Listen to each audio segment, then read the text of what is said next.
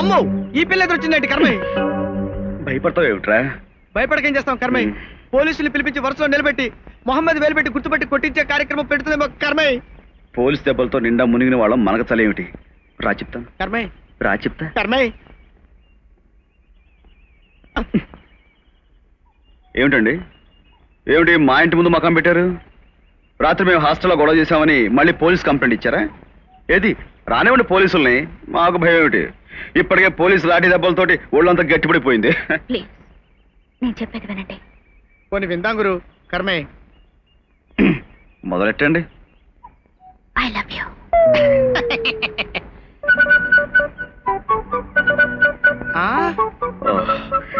Congratulations Brahma. ఆ అమ్మాయి నేను మనస్ఫూర్తిగా ప్రేమిస్తున్నందుకు నా హృదయపూర్వక శుభాకాంక్షలు. నా వల్ల కదా కర్మయ్య, నా వల్ల కదా కర్మయ్య. నేను చెప్పేది మీతోనే. అర్థమైంది. అంత అమాయకుని కాదు. నా గురించి ఏం తెలుసుకున్నారని నన్ను ప్రేమిస్తున్నారండి? కళ్యాణ మండపానికి వచ్చినప్పుడు మీ సాహసాన్ని తెలుసుకున్నాను.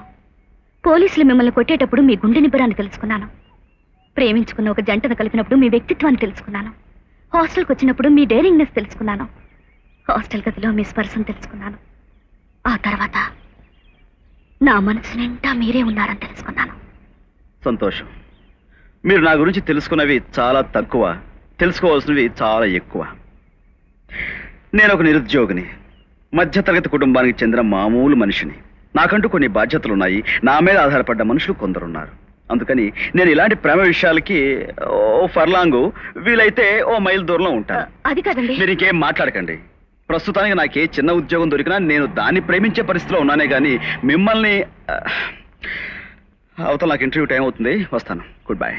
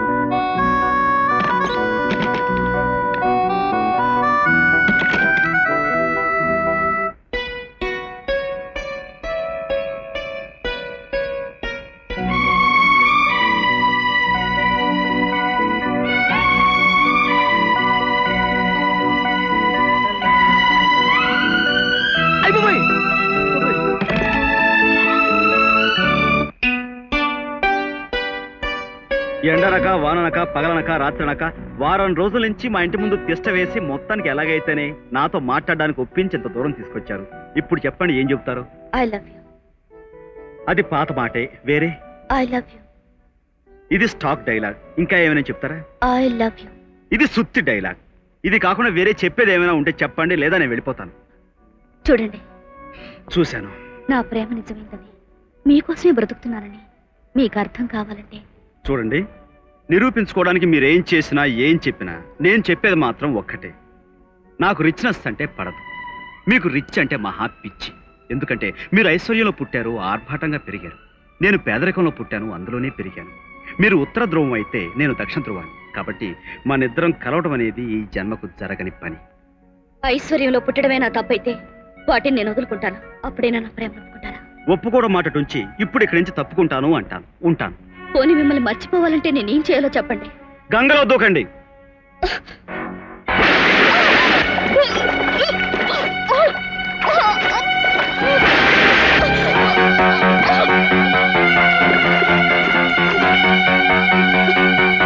రేఖ, రేఖ, రేఖ. నన్ను బ్రతికించినందుకు థ్యాంక్ చెప్పుకోను, లేక మీ ప్రేమను నోచుకొని నన్ను ఎందుకు బ్రతికించారు నీ అడవన? దయచేసి నన్ను వదిలిపెట్టి వెళ్ళిపోండి. ఇంకెప్పుడు మిమ్మల్ని ఏ రకంగానూ బాధ పెట్టను. వెళ్ళిపోండి.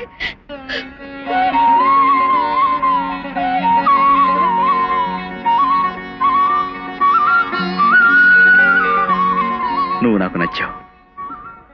I love you. I love you.